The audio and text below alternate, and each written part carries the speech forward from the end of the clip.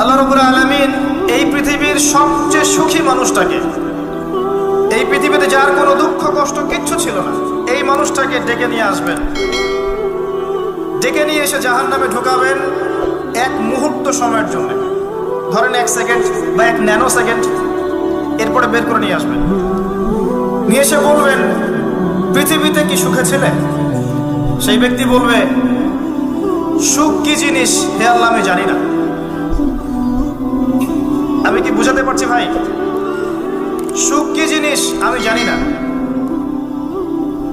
আর আল্লাহ রাব্বুল আলামিন এই পৃথিবীর সবচাইতে কষ্টে থাকা মানুষটাকে ডেকে নিয়ে আসবেন, এনে জান্নাতে ঢুকাবেন, ঢুকে 1 মুহূর্ত সময় রাখবেন, বের করে নিয়ে আসবেন।